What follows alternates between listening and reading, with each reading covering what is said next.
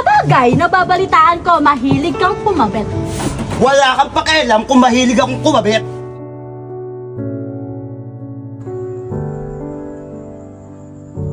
Klase yun na. Yan, sige yan. Kanya muna. Wala mang dadayaw sa tagay, ha? Umiikot, hindi walang nadadayaw, umiikot. Sabit na nga kapag Kaya paikutin nyo rin. Ikutin ulit mo eh. Just sarap ng pulutan ni Fairness. Yes! Wait lang. Ako na. Sarap! Enjoy lang! So guys! Uy guys! Pakasaya lang tayo ngayong gabi! Pwede lang aking mahal na asawa! Happy birthday! Wait! May napapansin ako. Ano? Bakit malungkot ang beshi natin? Bakit ka malungkot? Alam mo ba kung bakit ako malungkot? Bakit? Dahil sa'yo! Oh! Bakit naman dahil sa akin inaano ba kita? Hindi mo alam kung gaano ka mahal ang kasama mo! Tama na. Mahal mo? Bakit? Naibibigay mo ba yung naibibigay ko? Hindi siya nagiging masaya sa'yo.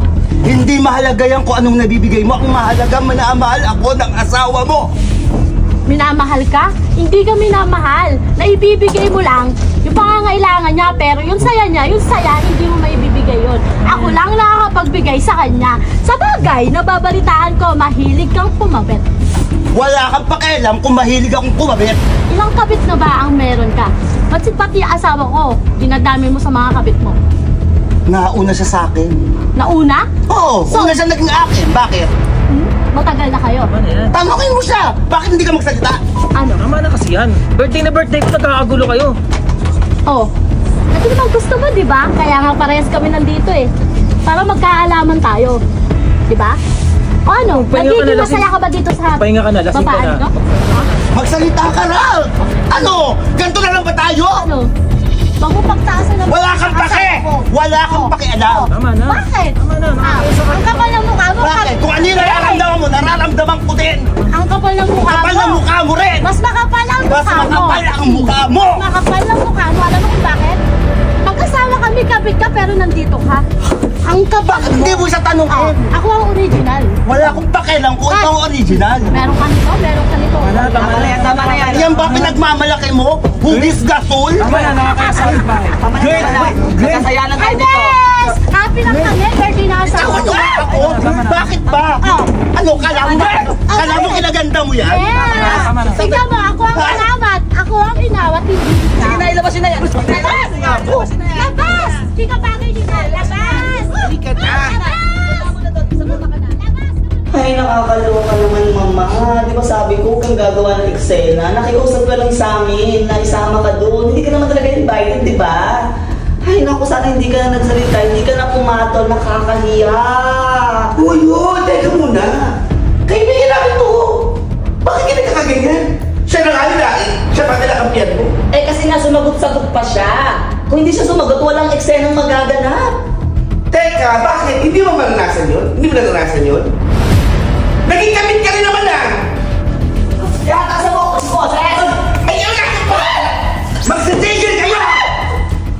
Alam nyo, pare-pareho kayong mga walang kwenta! Wala kayong mga kwentang kaibigan! Nandun na tayo! Anong ginawa nyo? Tiitigil nyo lang ako! Mga wala kayong kwenta!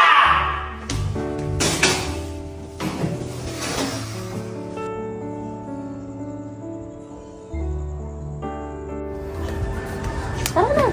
Nakapaglinis na ako. Tayo natin sa loob. Tara. Rose, Oh, pwede ba tayo mag-usap?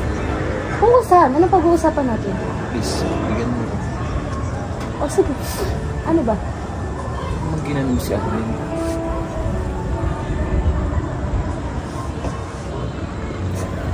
Anong ginawa mo? Hindi mo ba alam? Nung birthday yung panganay natin si Ana. Nag-birthday si Rara. Hindi mo alam. Hindi ka nagtataka. Saan ako naman ang pang-birthday nila? Alam mo yung mabigat doon? Yung 50-50 yung anak natin sa ospital. Saan ako kumuha ng pera pambayad sa ospital? Kay Arnel galing lahat yun. Gusto ko naman sabihin sa'yo eh. Siya alam masyadong matapang. Please lang, Rose Ann. Usap ko ni Arnel, ha?